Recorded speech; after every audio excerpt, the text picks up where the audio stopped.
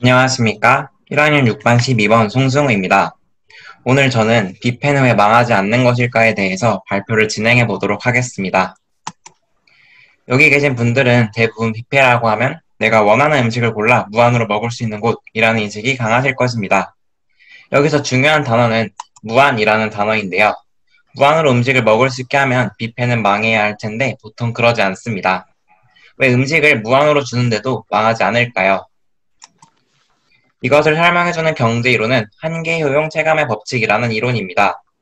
여기에서 효용이란 재화나 서비스를 소비할 때 느끼는 만족감을 의미하고, 한계효용이란 상품을 한 단위 추가 소비할 때 느끼는 만족도의 증가분을 의미합니다.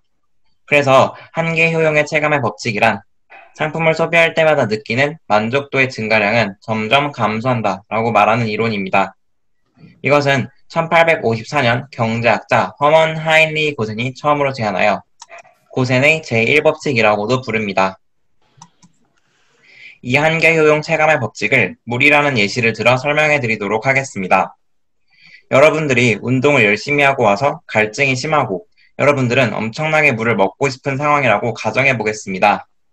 이때 처음으로 물 한 잔을 먹게 되면 여러분은 엄청난 만족감을 느끼게 됩니다. 그 이후 갈증이 어느 정도 해소되었을 때 물 한 잔을 추가로 먹어서, 즉 물을 총 2잔 먹게 되면 그때의 증가한 물 한 잔의 만족감은 이전 한 잔의 만족감보다 적을 것입니다.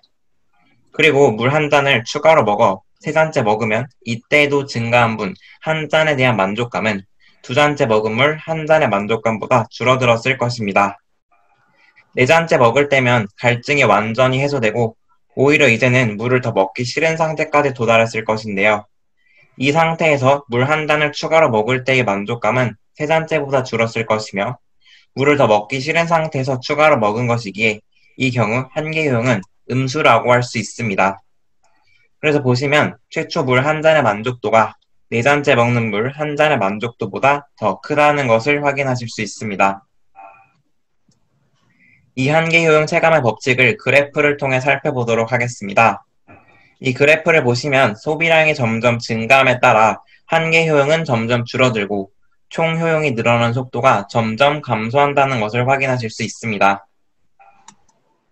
근데 이 한계효용 체감의 법칙에도 예외란 존재하는데요.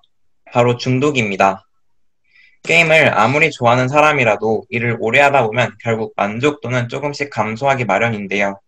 그러나 이와 관계없이 하루 종일 게임을 하는 사람들도 존재합니다.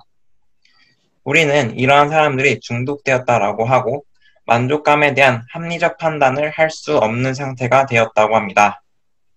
대표적인 예시로는 게임 중독, 스마트폰 중독, 도박 중독 등이 있습니다.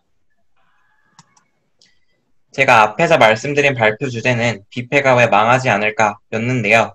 이제부터 이 한계효용 체감의 법칙을 뷔페에 적용시켜 이를 설명해 드리도록 하겠습니다. 뷔페에서도 앞서 말씀드린 한계효용 체감의 법칙이 작용합니다. 처음 접시를 먹을 때의 만족감은 매우 크지만 두세 접시를 먹고 나면 배가 부르고 처음에는 맛있게 느껴지던 음식들도 질리게 됩니다. 그렇기 때문에 뷔페에서는 음식을 무한으로 제공한다 해도 우리는 무한으로 먹을 수 없기에 뷔페집이 망하지 않는 것이겠지요. 그러면 어떻게 하면 뷔페를 제대로 즐길 수 있을지 알려드리도록 하겠습니다. 뷔페에서 자신이 좋아하는 음식만 먹는 것이 아니라 다양한 음식을 조금씩 먹으면 만족도를 극대화할 수 있습니다.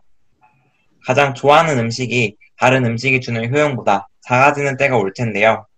이때부터 다른 음식을 먹기 시작하면 더 많이 먹을 수 있다고 합니다. 이상으로 발표를 마치도록 하겠습니다. 감사합니다.